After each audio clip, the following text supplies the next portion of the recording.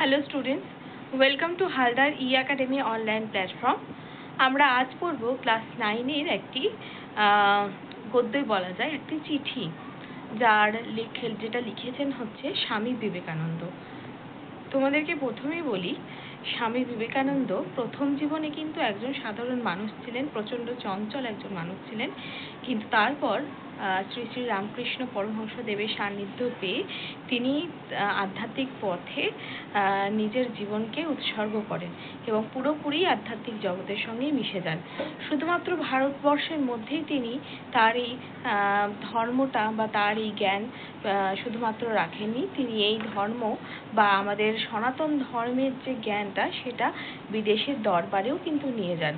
আমরা জানি যে আমেরিকার শিকাগো শহরে যে ধর্ম সভাটা হয়েছিল, তো ওই সভাতে কিন্তু তিনি সনাতন ধর্মের হিসাবে স্বামী বিবেকানন্দই কিন্তু ছিলেন। তো পরবর্তীকালে আমরা দেখতে পাই তার এই আমাদের সনাতনী ধর্ম, আমাদের যে তার গুরুর যে জ্ঞান, সেই জ্ঞানটা তিনি বিশ্বের দরবারে নিয়ে যান এবং তারপরে বেদান্ত সোসাইটিও কিন্তু তিনি প্রতিষ্ঠা করেন এবং সেখান থেকে তার প্রচুর বিদেশি কিন্তু শিষ্য তার হয়, মানে শিষ্যত্ব লাভ করেন অনেকেই তার সান্নিধ্য থেকে। তো সুতরাং এখানে আমরা যার কথা আজকে পড়ব, তিনি কিন্তু এই চিঠিটা লিখেছিলেন মার্গারেট এলিজাবেথ নোবেল, বা যাকে আমরা ভগিনী নিবেদিতা হিসেবে জানি। কি হয়েছে না, কোনো একজনের চিঠি মারফত তিনি কিন্তু জানতে পেরেছেন যে মার্গারেট এলিজাবেথ নোবেল তিনি ভারতবর্ষে আসতে চান এবং ভারতবর্ষের যে দশা, সেই দশা সম্পর্কে তিনি জানেন এবং নিজেকে সেবা কার্যে উৎসর্গ করতে চান। তো এবার স্বামীজি এটা জেনে ভীষণভাবে তাকে সেই দিকে তো অ্যাপ্রিসিয়েট করেইছে, তার সঙ্গে সঙ্গে কি করেছে না, তাকে ভারতের যে বর্তমান অবস্থা সেটা সম্পর্কেও কিন্তু সজাগ করেছে, যে এখানে আসলে কোন কোন বাধার তোমাকে সম্মুখীন হতে হবে সেগুলো পুঙ্খানুপুঙ্খভাবে স্বামীজি কিন্তু তার এই চিঠিতে লিখেছে এবং তাকে কিভাবে সে সাহায্য করবে সেই কথাও কিন্তু তার এই চিঠিতে স্বামী বিবেকানন্দ লিখেছেন। তো এখানে আমরা অনেক বিদেশি শিষ্যদের নাম জানতে পারবো এবং তাদের সম্পর্কেও পড়ব। প্রথমে আমি তোমাদেরকে স্বামী বিবেকানন্দের সম্পর্কে জানাবো এবং তারপরে কিন্তু আমরা আজকের এই চিঠিটি শুরু করব। তো চলো আমাদের আজকের ক্লাসটি শুরু করা যাক। তো দেখো, তোমাদেরকে প্রথমেই বলবো যে স্বামী বিবেকানন্দ, ইনার জন্ম হচ্ছেন 1863 সালের 12ই জানুয়ারি। বিবেকানন্দের বাল্য নাম হচ্ছে নরেন্দ্রনাথ দত্ত। জন্ম কলকাতার শিমুলিয়ায়। পিতা বিশ্বনাথ দত্ত। লেখাপড়া করেছেন মেট্রোপলিটন ইনস্টিটিউশনে, প্রেসিডেন্সি কলেজ ও জেনারেল অ্যাসেম্বলিজ ইনস্টিটিউশনে। কিছুকাল মেট্রোপলিটন স্কুলে শিক্ষকতাও করেন। শ্রী রামকৃষ্ণের কাছে মানব সেবার দীক্ষা নিয়েছিলেন 1886 খ্রিস্টাব্দে।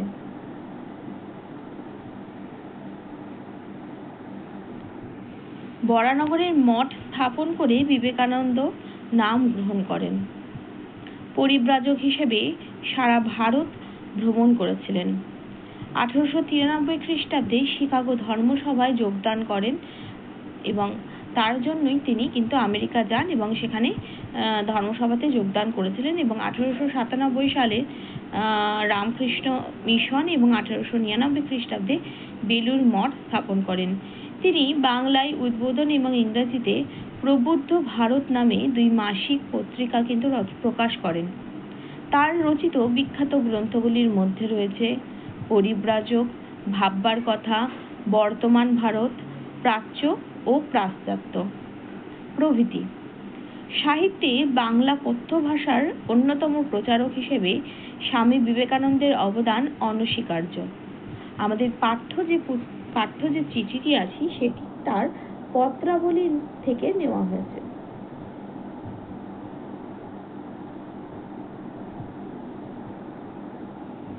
এবং প্রকাশক হচ্ছে উদ্বোধন কার্যালয়।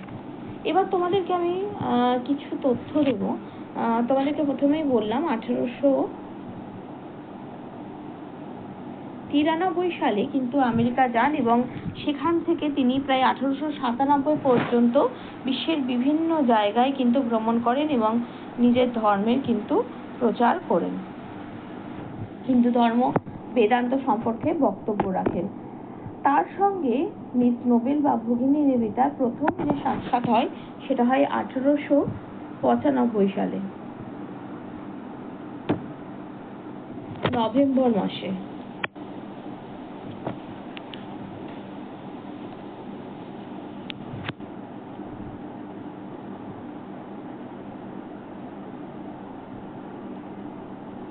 তোমাদেরকে কি বললাম, 1895 সালের নভেম্বর মাসে ভগিনী নিবেদিতার সঙ্গে তার প্রথম সাক্ষাৎ হয়। কোথায় হয় সেটা? ইংল্যান্ডে।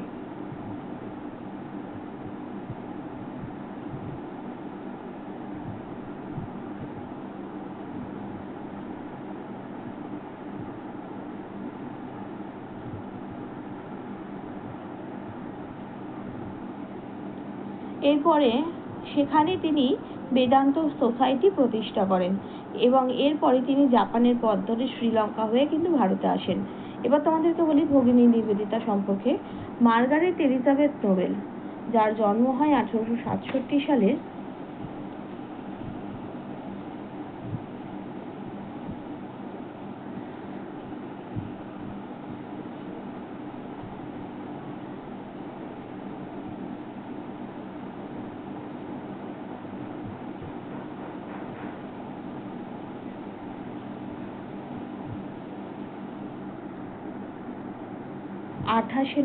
আঠাশে অক্টোবর।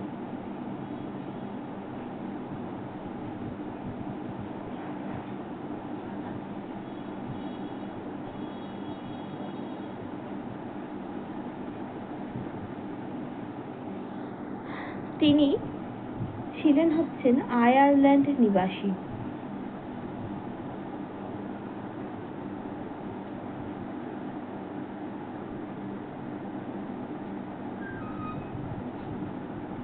আয়ারল্যান্ডে ছিলেন। তিনি শিক্ষিকা ছিলেন, লেখিকা ছিলেন, সমাজসেবী ছিলেন এবং মানব সেবার ব্রত তার ছোটবেলা থেকেই তার মধ্যে ঢুকে গেছিল এবং এমনভাবেই সেটা ঢুকে গেছিল যে ছোটবেলা থেকেই তিনি কিন্তু অনুপ্রাণিত হয়েছিলেন মানব সেবার প্রতি। তার পিতার কাছ থেকেও তিনি প্রচুর পরিমাণে অনুপ্রাণিত হয়েছিলেন এই কাজে। সুতরাং এইখান থেকেই তার কিন্তু মানব সেবার যে ব্রত সেটা শুরু হয় এবং তারপরে 1898 সালে তিনি কিন্তু ভারতবর্ষে আসেন। আলোচ্য যে চিঠিতে এখানে স্বামী বিবেকানন্দ তার সম্পর্কে প্রচুর বিশেষণ ব্যবহার করেছেন, আমরা সেটা জানতে পারবো। আরেকটা কথা বলি, তোমাদের এখানে পাঠ্যতে লেখা আছে হচ্ছে আলমোড়া। তো যখন আমাদের যে স্বামীজি যখন ফিরছেন তখন তিনি আলমোড়ায় কিছুদিন ছিলেন এবং সেখান থেকেই তিনি কিন্তু জানতে পারেন যে কি সমস্যা চলছে। এই আলমোড়াটা হচ্ছে তোমার আমাদের যে বর্তমানে আছে উত্তরাখণ্ড আছে, সেই উত্তরাখণ্ডের কোশি নদীর তীরে কিন্তু আলমোড়া।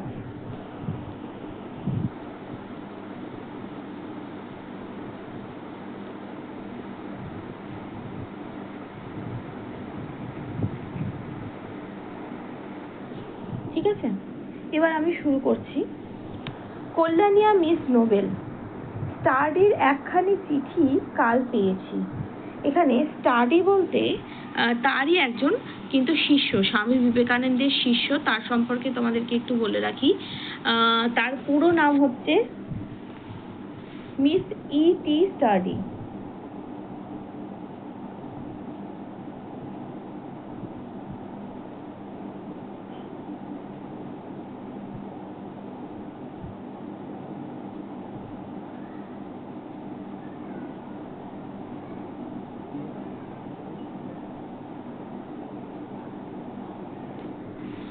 স্বামী বিবেকানন্দ একজন ইংরেজ ভক্ত। প্রথম জীবনে যখন ভারতে ছিলেন তখন আলমোড়ায় তপস্যা করেন। ইংল্যান্ডে বেদান্ত প্রচারের কাজে তিনি স্বামীজিকে কিন্তু সাহায্য করেছিলেন প্রচুর পরিমাণে। তোমাদেরকে যেটা বললাম বেদান্ত সোসাইটি, বেদান্তর সম্পর্কে তিনি বেদান্ত সোসাইটি প্রতিষ্ঠা করেছিলেন এবং সেটা করতে গিয়ে যে প্রচার কাজ হয় সেই প্রচার কাজে কিন্তু স্বামীজিকে সাহায্য করেছিলেন। তারপরে বলছে, তাতে জানলাম যে তুমি ভারতে আসতে এবং সবকিছু চাক্ষুষ দেখতে দৃঢ় সংকল্প। তিনি যে স্টাডির কাছ থেকে জানতে পেরেছেন এবং যে তিনি মানে আমাদের মার্গারেট এলিজাবেথ নোবেল তিনি কিন্তু ভারতে আসবেন এবং ভারতে এসে সব কিছু চাক্ষুষ দেখতে কিন্তু দৃঢ় সংকল্প, অত্যন্ত দৃঢ়বদ্ধ হয়ে তিনি কিন্তু ভারতে আসতে চলেছেন। ভারতের কাজে নিজেকে পুরোপুরিভাবে আত্মসমর্পণ করে সেই রকম মানসিকতা নিয়ে কিন্তু সে আমাদের ভারতে তার আগমন হচ্ছে। এরপরে দেখো বলছে যে কিন্তু মিস মুলারের কাছ থেকে তোমার কর্মপ্রণালী সম্বন্ধে যা জানতে পারলাম তাতে এই পত্রখানিও আবশ্যক হয়ে পড়েছে মনে হচ্ছে, সরাসরি তোমাকে লেখাই ভালো। এখানে মিস মুলার আরো একজনের নাম উল্লেখ করেছে, মিস মুলার, তার সম্পর্কে এবার তোমাদেরকে বলবো। মিস মুলারের সম্পূর্ণ নাম হলো হেনরিয়েটা মুলার। এখানে লিখছি হেনরি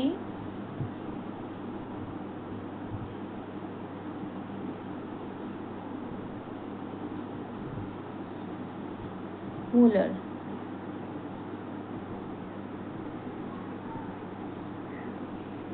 1896 খ্রিস্টাব্দে স্বামীজি কিছুদিন তার অতিথি ছিলেন। বেলুড় মঠ স্থাপনের কাজে তিনি অর্থ সাহায্য করেছিলেন। মিস মুলার প্রচন্ডভাবে তিনি কি করেছিলেন না, তিনি আমাদের যে বেলুড় মঠ যেটা কলকাতার দক্ষিণ কলকাতায় অবস্থিত, সেই বেলুড় মঠ স্থাপনের জন্য তো প্রচুর পরিমাণে অর্থ নেওয়া হয়, প্রচুর পরিমাণে দান নেওয়া হয়েছিল। তিনি বেলুড় মঠ স্থাপনের জন্য প্রচুর পরিমাণে কিন্তু অর্থ দিয়েছিলেন। তোমাদেরকে মিস নোবেলের সম্পর্কেও একটু বলবো। সম্পূর্ণ নাম হচ্ছে মিস মার্গারেট এলিজাবেথ নোবেল। স্বামীজির শিষ্যদের মধ্যে অন্যতম এবং অগ্রগণ্য। স্বামী বিবেকানন্দের অনুপ্রেরণায় এই দেশে আসেন এবং ভারতের সেবায় নিজের জীবন উৎসর্গ করেন। ভারতে স্ত্রী শিক্ষা বিস্তারের কাজে এবং স্বাধীনতা আন্দোলনে তিনি অগ্রণী ভূমিকা নিয়েছিলেন। ভারতীয় আদর্শে স্ত্রী শিক্ষার প্রচলনের জন্য কলকাতায় বাগবাজারে একটি বালিকা বিদ্যালয়ও স্থাপন করেন, যা আজকে নিবেদিতা বালিকা বিদ্যালয় নামে খ্যাত। তার উল্লেখযোগ্য কয়েকটি বই হলো the master saw him, wave of Indian life প্রভৃতি। তিনি 1911 খ্রিস্টাব্দে দার্জিলিংয়ে দেহত্যাগ কিন্তু করেছিলেন। তো আমরা জানলাম মিস নোবেলের সম্পর্কে। এছাড়াও আরো একটা ইনফরমেশন তোমাদের দিই, আমাদের যে ভারতীয় পতাকা, সেই ভারতীয় পতাকার যখন প্রথম দিকে শুরু হয়, প্রথম ভারতীয় হিসাবে তিনি কিন্তু পতাকার যে স্ট্রাকচারটা বা পতাকা কিরকম হবে সেটা কিন্তু তিনি প্রথম ভারতীয় হিসেবে দেখিয়েছিলেন। তো তার আরো একটা গুণ আছে। এছাড়াও বিভিন্ন রকমের যে স্বদেশী আন্দোলন, সেই আন্দোলনে কিন্তু তিনি নিজে প্রচন্ডভাবে ঝাঁপিয়ে পড়েছিলেন ভারতবর্ষের জন্য। এরপরে আমরা পড়বো, দেখো তো বলছে যে মিস মুলারের কাছ থেকে তোমার যে কর্মপ্রণালী, সেই কর্মপ্রণালী কি কি তুমি কাজ করতে চলেছো, সেই কাজ সম্পন্ন কিভাবে হবে সেইটা কিন্তু আমি জানতে পেরেছি। কিন্তু সেই কাজ করতে গেলে কি কি বাধার সম্মুখীন হতে হবে এবং তারপরে সেই বাধাগুলো কিভাবে তুমি উত্তীর্ণ করতে পারবে সেইটাও কিন্তু তিনি মিস নোবেলকে বলেছিলেন। তোমাদেরকে আরো একটা কথা বলে রাখি যে পত্রাবলী সংকলন থেকে এটা নেওয়া হয়েছে, সেখানে কিন্তু 371টি টোটাল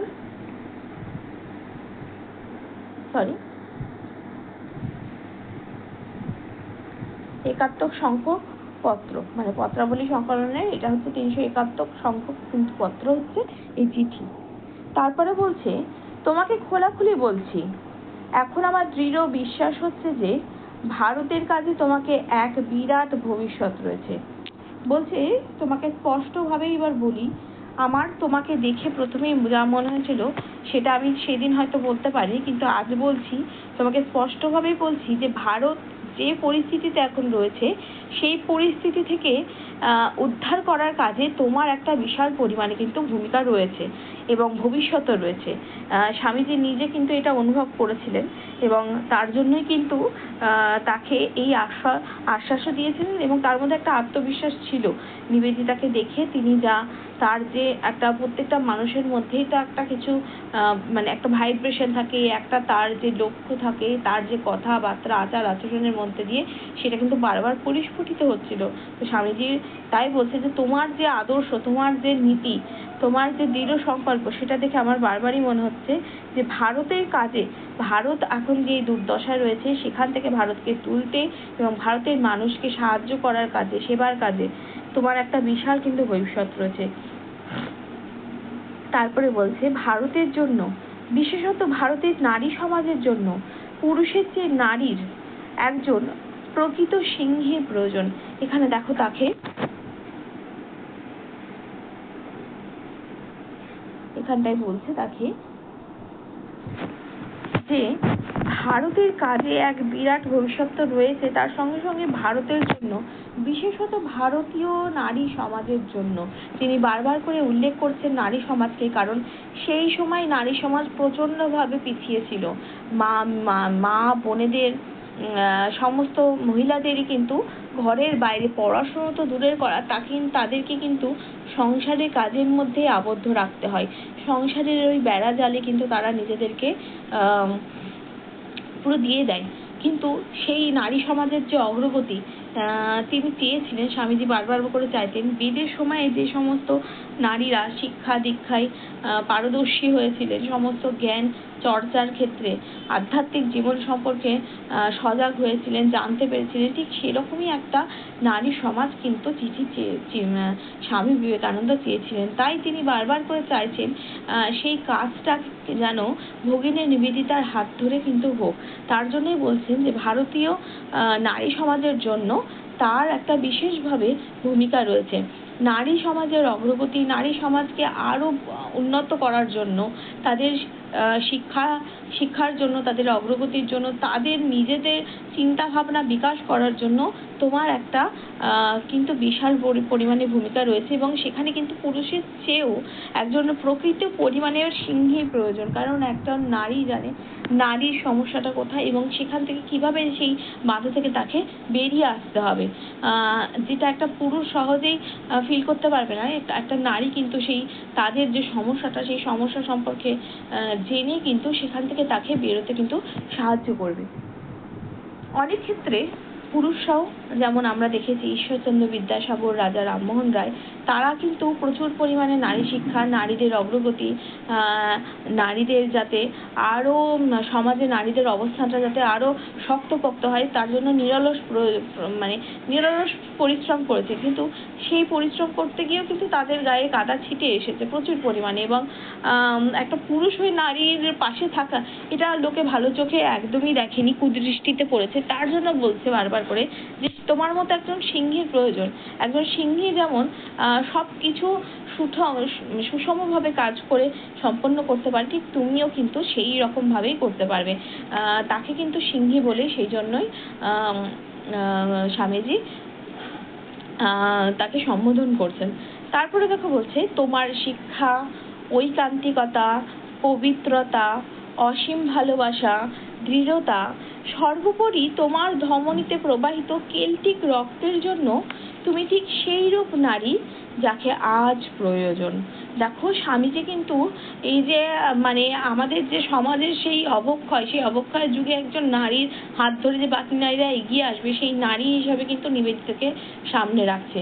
তিনি বলছেন যে তোমার যা শিক্ষা, আমাদের স্বামীজির কিন্তু বারবার মনে হচ্ছে যে তার যে শিক্ষা দীক্ষা আছে, সেই শিক্ষাতে ঐকান্তিকতা, যে একটা উদার মানসিকতা, সবাইকে নিয়ে একসাথে থাকার যে চলার প্রবণতা, সেটা পবিত্রতা, তুমি যতটা সৎ, কতটা তুমি পবিত্র, সেই পবিত্রতা এবং অসীম ভালোবাসা, দৃঢ়তা এবং তোমার কাজের প্রতি যে দৃঢ়তা, যে না আমি কাজটা করবো, করেই ছাড়বো, এই যে নিজের প্রতি একটা নিজের প্রতিজ্ঞা হওয়া এবং সেই দৃঢ়তা থাকা এবং অসীম ভালোবাসা, যে ভালোবাসা কিন্তু মানুষকে ভুলিয়ে দিতে পারে, সেই সমস্ত কিছু সৎ গুণ কিন্তু স্বামীজি তার মধ্যে দিয়ে দেখতে পেয়েছেন। এবং সর্বোপরি তোমার ধমনীতে প্রবাহিত কেল্টিক রক্তের জন্য তুমি ঠিক সেই রূপ নারী যাকে আজ প্রয়োজন। বলছে তোমার রক্তে প্রবাহিত কেল্টিক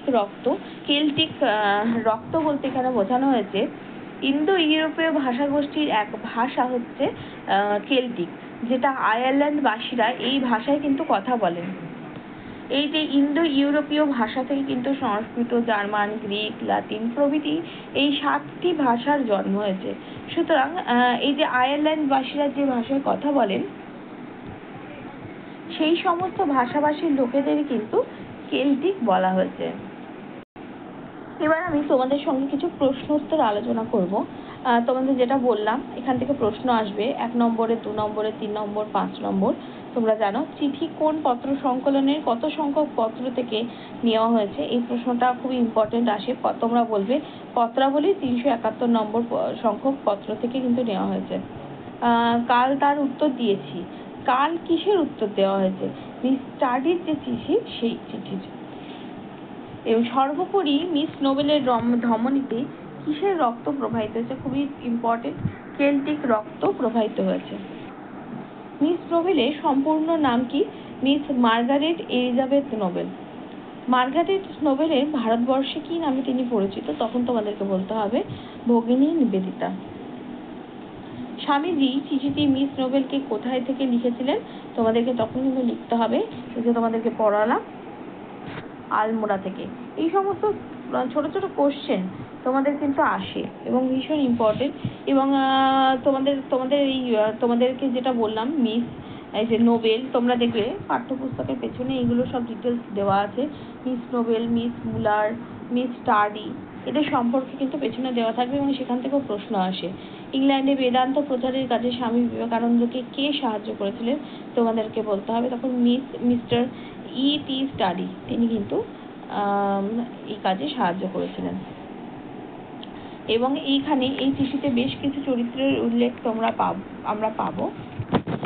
তো এই চরিত্রগুলোর কিন্তু নাম তোমাদেরকে মনে রাখতে হবে, সেখান থেকে প্রশ্ন আসে। তারপর বলবে যে মিস নোবেলের লেখা দুটি বইয়ের নাম তোমাদেরকে বললাম, the master as I saw him এবং ওয়েভ অফ ইন্ডিয়ান লাইফ। তোমাদেরকে এখানে আমি লিখে দিচ্ছি।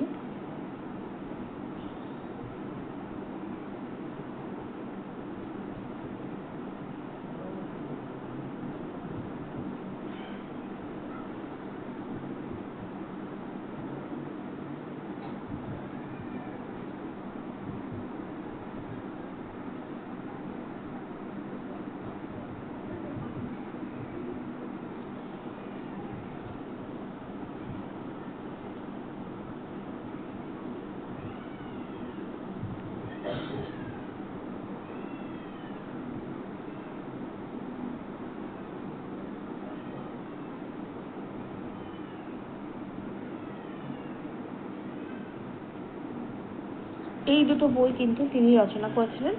তারপরে তোমরা এখান থেকে প্রশ্ন আসে, নিবেদিতা বালিকা বিদ্যালয় কে, কোথায়, কেন প্রতিষ্ঠা করেছিলেন? তখন বলবে মিস নোবেল ওরফে ভগিনী নিবেদিতা ভারতীয় আদর্শে স্ত্রী শিক্ষার প্রচলনের জন্য কলকাতার বাগবাজারে একটি বালিকা বিদ্যালয় স্থাপন করেন। তোমরা এখন জানবে নিবেদিতা স্কুল বলে যেটা পরিচিত।